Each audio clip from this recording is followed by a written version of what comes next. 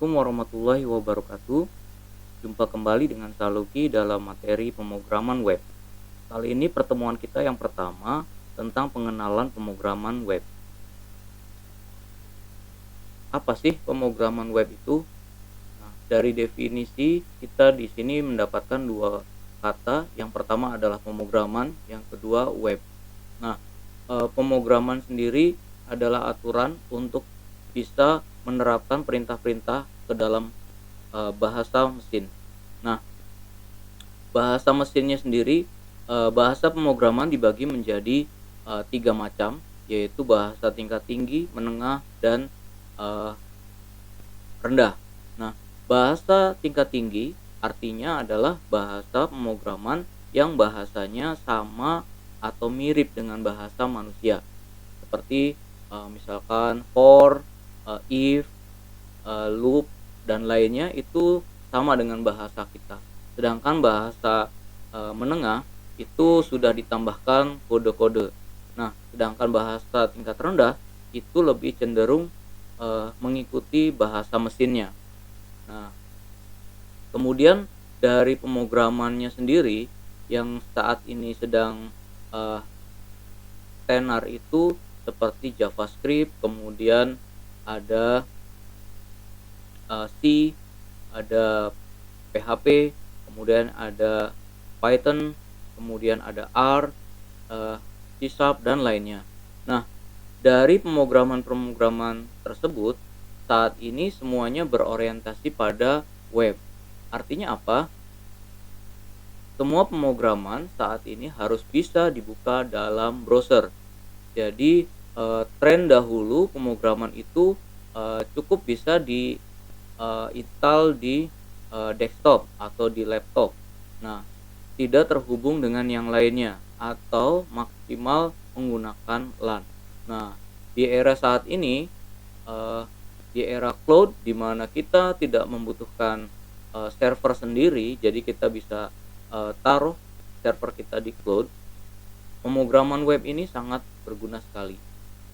Nah, tujuan belajarnya adalah kita mampu mengenal dasar dari pemrograman web, filosofinya, kemudian perintah-perintah dasarnya, kemudian alur dari struktur pemrograman, yang nantinya kita tidak tergantung pada jenis dari programnya apa, sehingga pada saat kita berganti pemrograman, basic konsepnya akan tetap sama.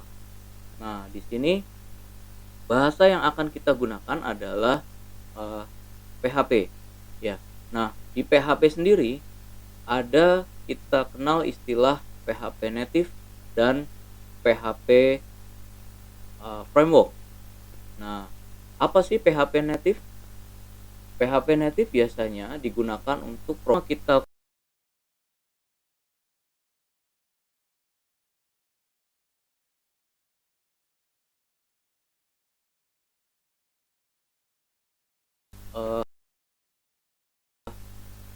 di dalam pemrograman native yang menggunakan tipe native ini, kita bisa mengontrol dan bisa mengetahui detail dari semua pemrograman yang dari semua program coding yang kita buat.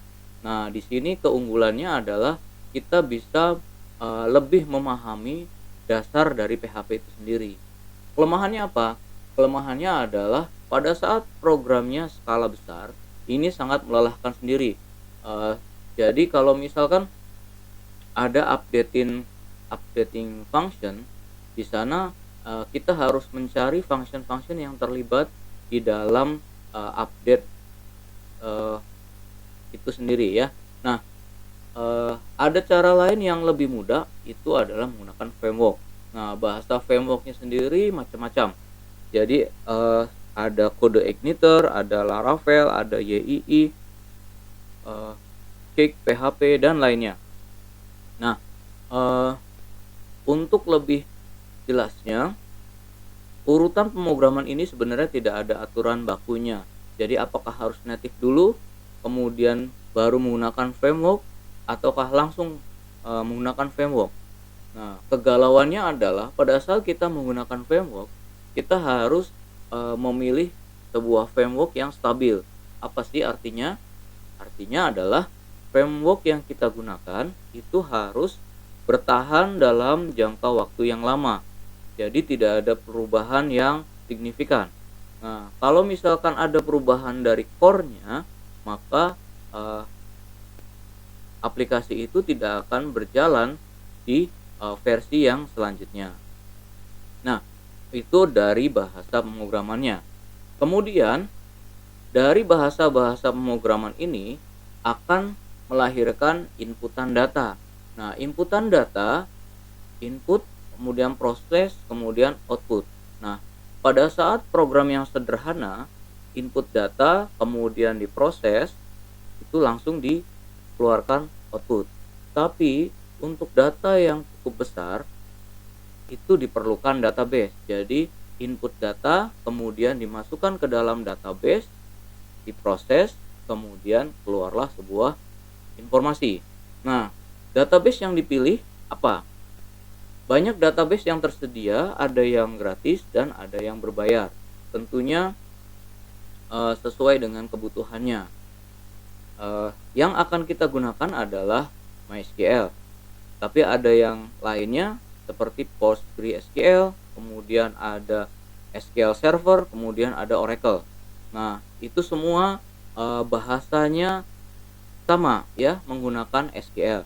Nah, kemudian ada lagi bahasa NoSQL. Nah, di sini akan berbeda, itu nanti di bahasan yang selanjutnya.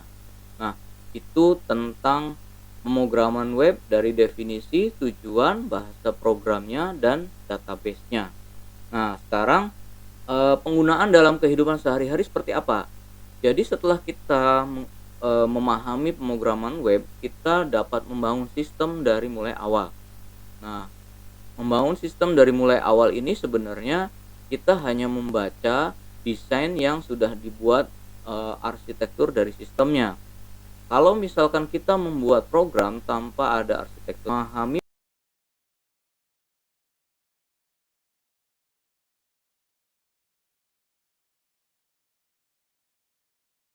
web ini, kita bisa customisasi blog, kemudian kita juga bisa custom sistem, kemudian kita bisa custom kebutuhan programming lainnya.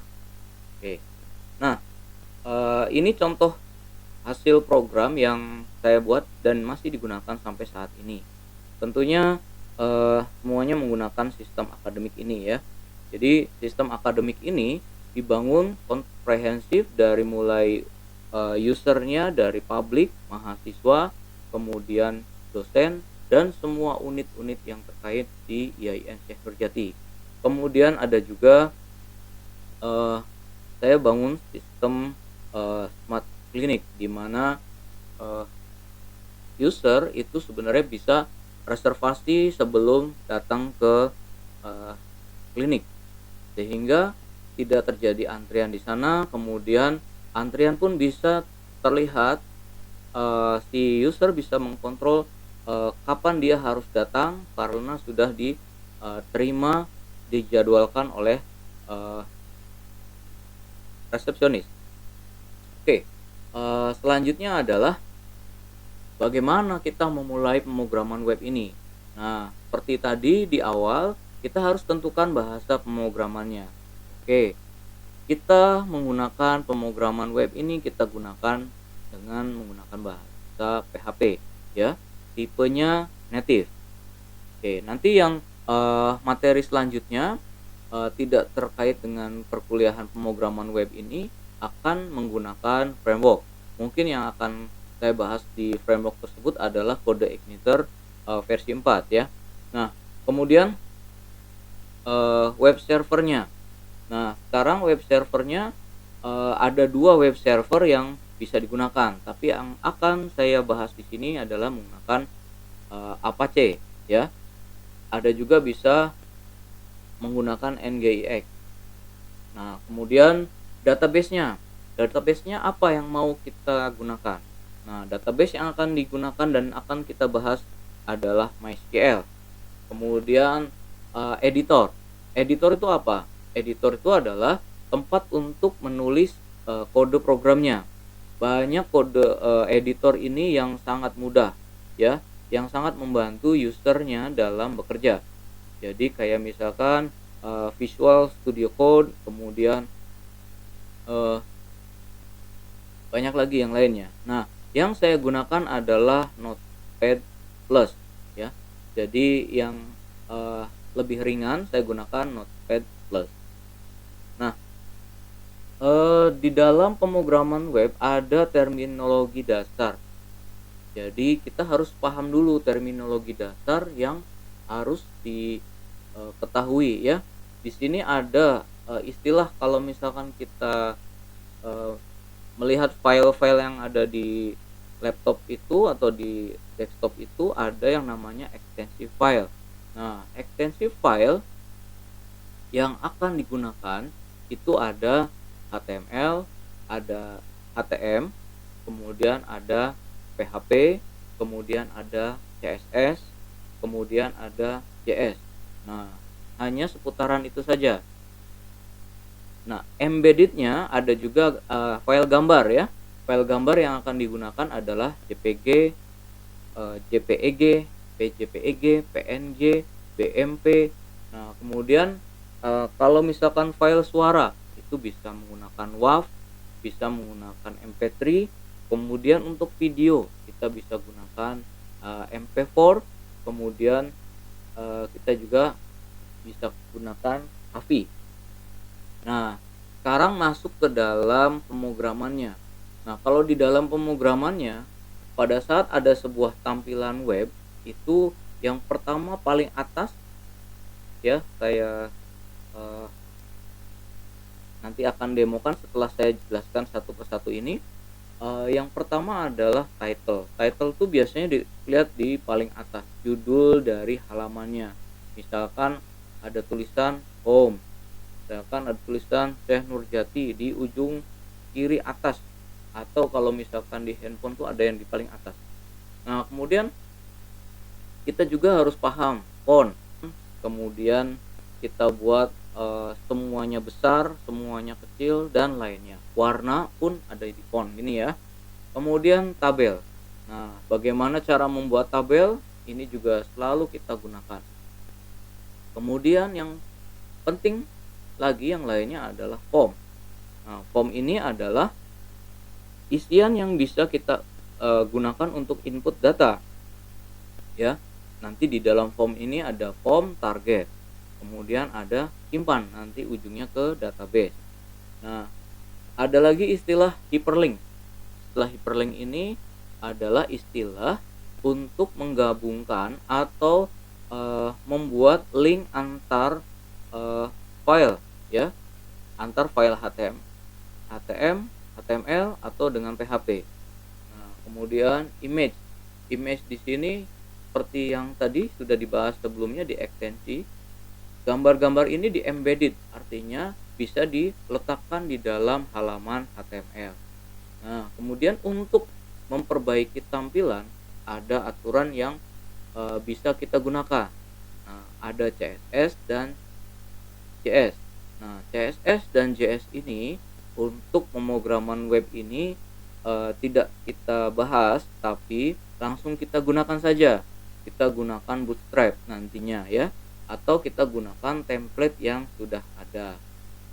Nah, itulah bahasan dari dasar dari pemrograman web.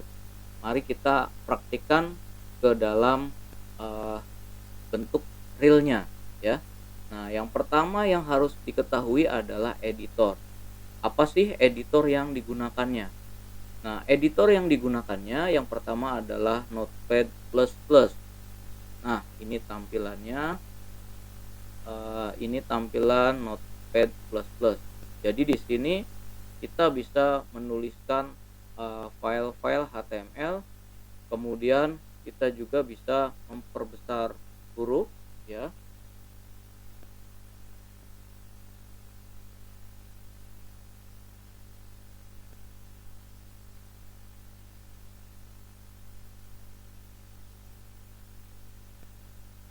Di sini kita bisa memperbesar tampilannya.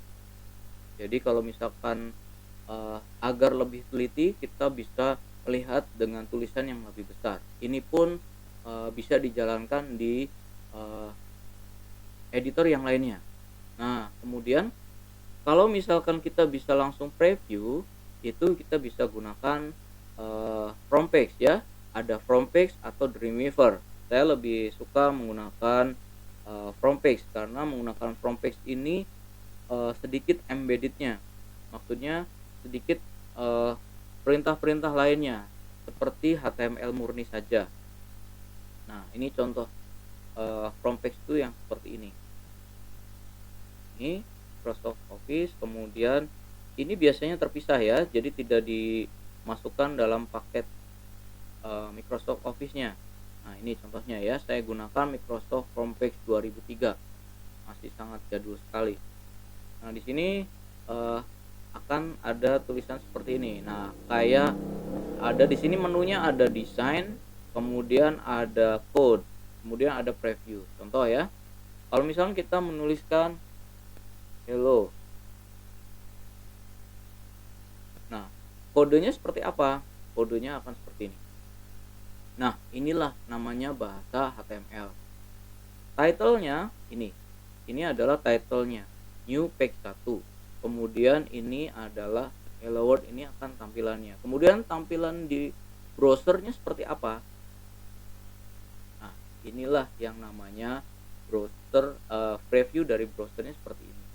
Kemudian dari tulisan ini dengan menggunakan Frompex ini kita bisa langsung secara uh, ini ya, bisa terlihat secara mudah. Misalkan kita besarkan seperti ini, misalkan kita tebalkan. Nah, di sini kodenya akan bertambah. Tuh lihat, font size-nya bertambah, ada size, kemudian di sini ada kode B ya.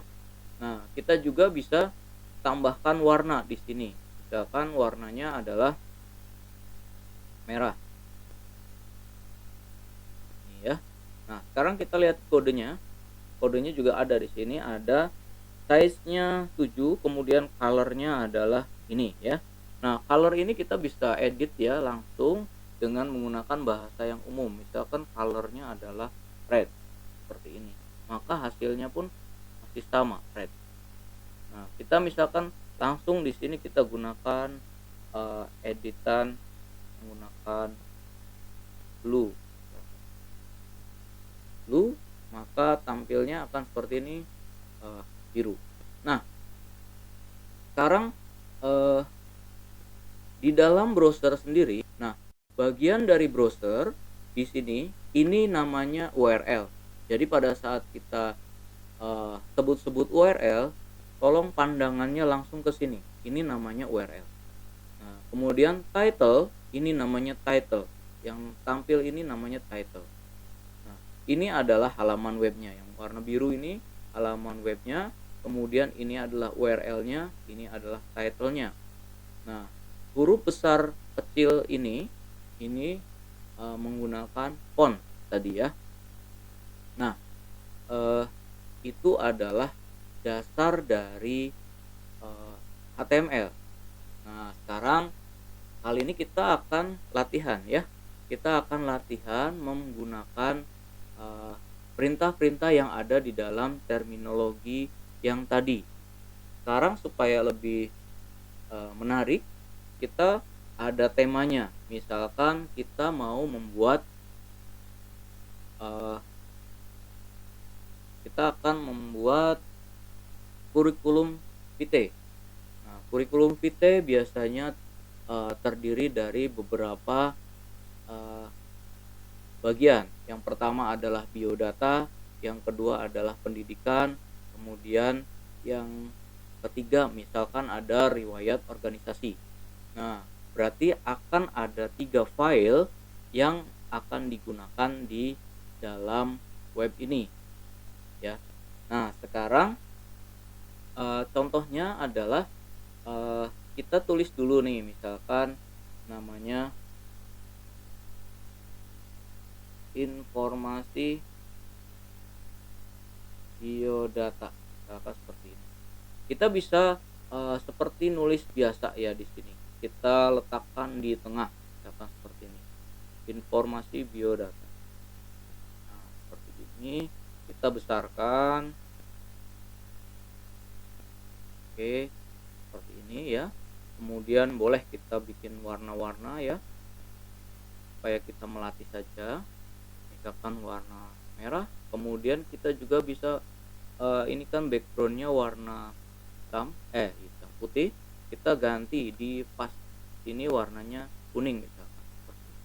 Nah ini ya, hanya untuk mencoba saja. Nah sekarang bagaimana cara menyimpannya? Cara menyimpannya, kalau untuk file HTML atau HTML itu bisa diletakkan di mana saja. Tapi pada saat kita menggunakan web server, kita wajib menyimpannya di file di folder di atas folder di dalam folder htdoc ya. Oke, kita cek dulu apakah saya sudah install PHP-nya. Nah, untuk install PHP ini saya cek dulu kayak gini. Biasanya saya gunakan Exam ya. Nah, ini foldernya. Nah, ini ya. Jadi saya ulang lagi. Biasanya secara default dia disimpan di folder C, kemudian Exam. Kemudian kita klik di htdoc-nya. Nah, ini adalah folder yang harus disimpan itu di dalam sini.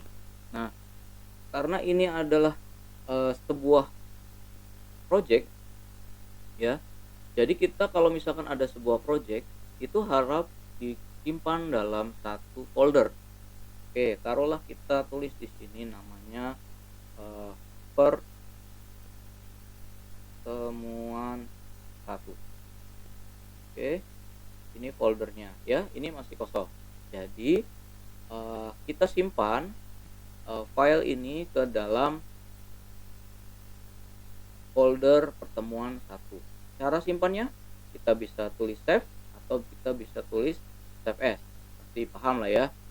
Nah, ini diarahkan ke sana, jangan asal simpan saja. Oke, diarahkan ke C, kemudian Exam, kemudian htdoc, kemudian pertemuan 1. Nah, nama filenya apa? Nama filenya untuk awal dari sebuah file di pemrograman web itu biasanya secara umum namanya index. Jadi kita kalau menggunakan front page ini langsung dapatnya HTML ya. Jadi di sini kalau misalkan ada index, maka kita akan tipkan saja seperti ini. Maka hasilnya adalah index.html. Ingat jangan pakai K ya, tapi index pakai X.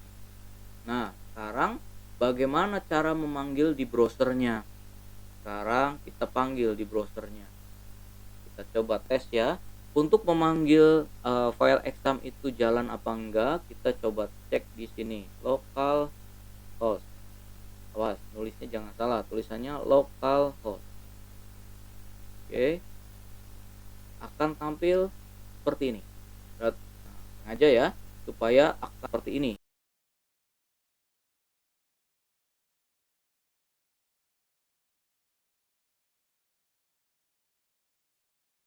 Nah, sekarang bagaimana mengatasi ini? Untuk mengatasi ini, kita bisa cek apakah web servernya dijalankan. Caranya masuk ke Exam ini, kemudian turun ke bawah. Di sini ada Exam Control. Kita klik aja 2 kali, nanti akan muncul seperti ini.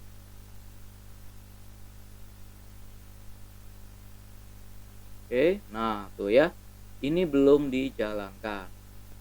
Oke, untuk kita sampai pertemuan ke-7 itu tidak menggunakan MySQL ini, kita hanya gunakan servernya saja. Atau kalian saja kita bisa jalankan keduanya ini. Jadi yang wajib jalan adalah pertama Apache ya.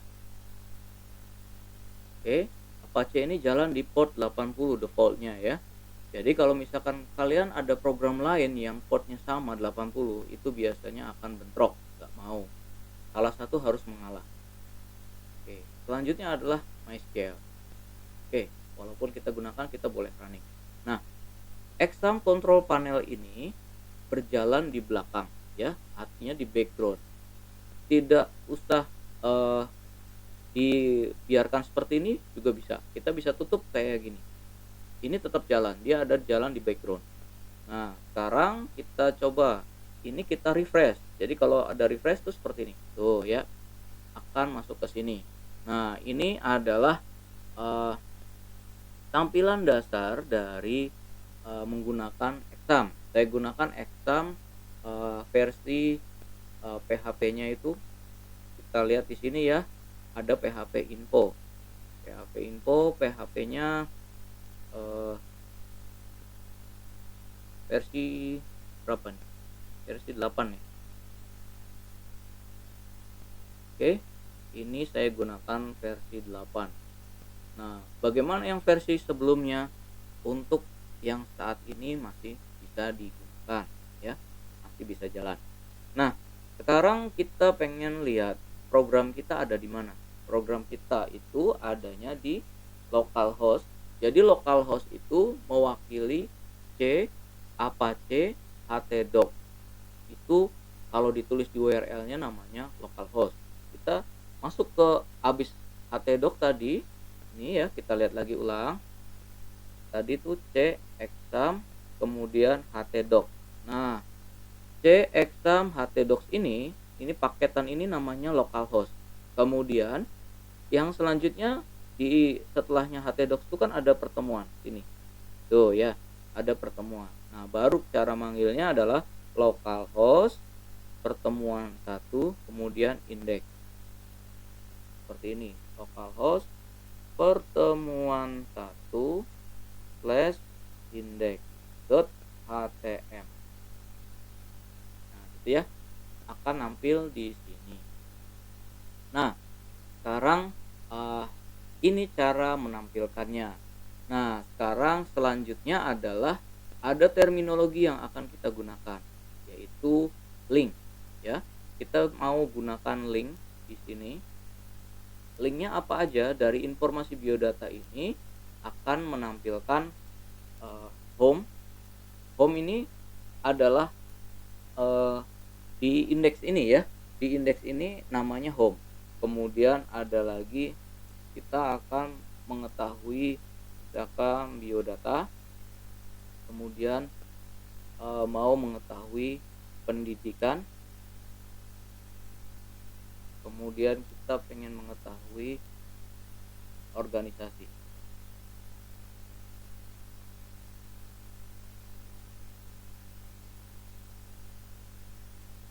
Nah, ini ya, kita bisa besarkan ini.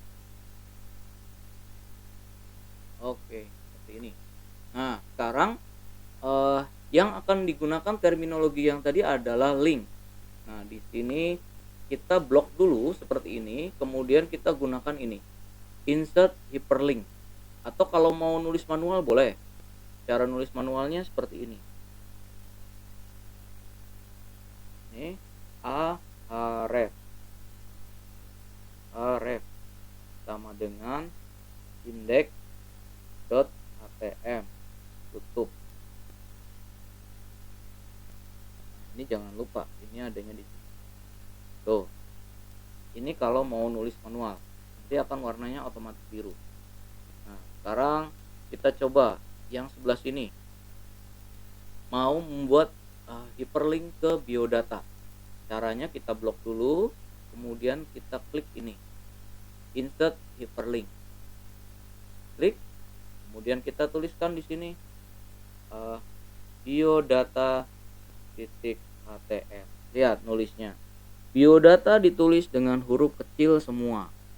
Kemudian ini titik HTM.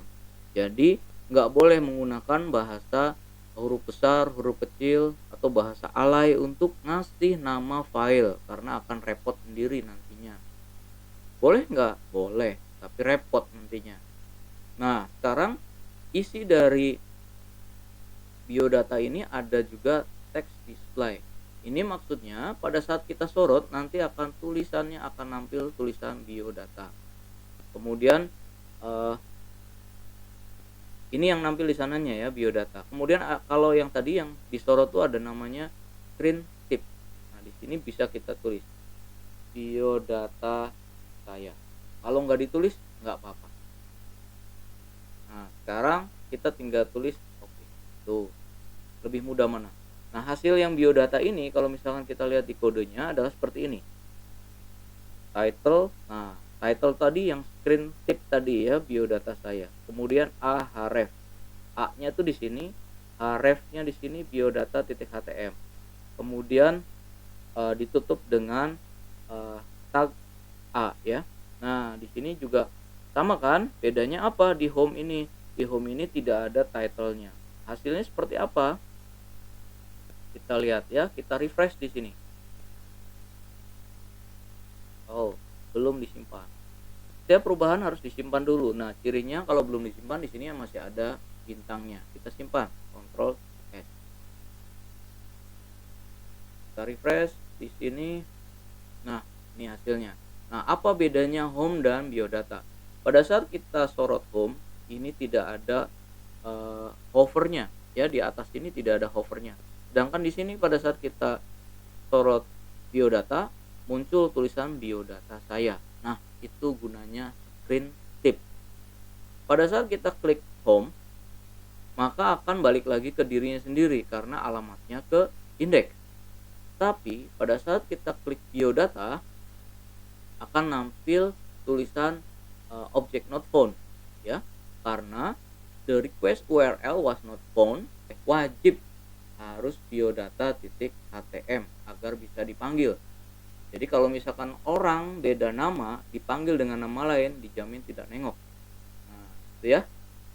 Kecuali dia udah familiar atas sebutannya.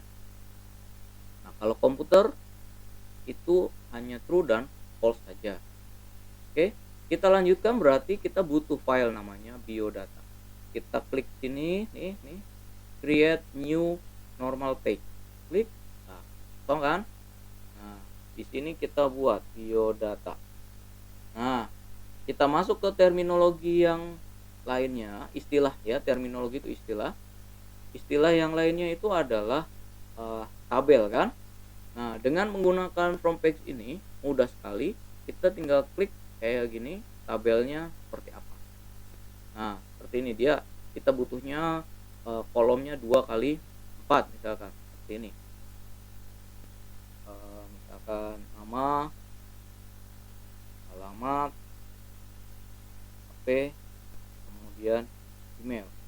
Nah, misalkan namanya siapa? Misalkan namanya, kemudian alamatnya, kemudian HP-nya ya, kemudian emailnya misalkan.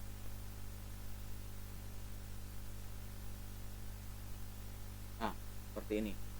Nah, tabel pun itu bisa kita customize ya, bisa kita customize. Kita bisa mainkan tabel ini supaya renggang-renggang kayak gini, kemudian kita juga bisa blok seperti ini, kemudian kita bisa buat tabelnya seperti ini ya, atau kita bisa klik kanan, kemudian tabel properties, di sini kita bisa setting propertiesnya.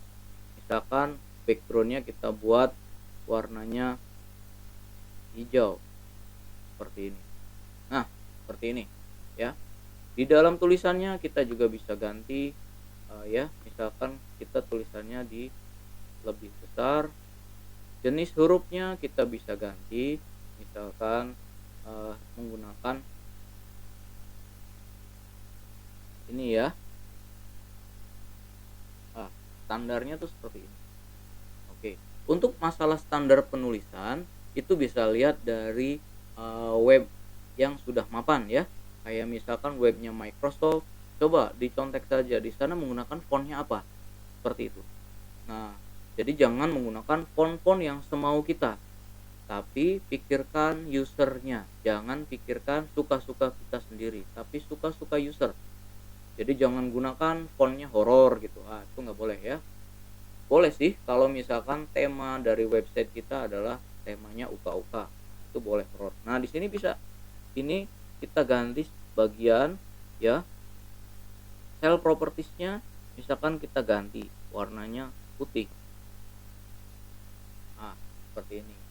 Nah, sekarang tiba waktunya kita simpan. Kita simpan namanya di mana? Nah, jangan asal simpan di sini ya, karena di sini bukan tempatnya. Tapi kita simpan di C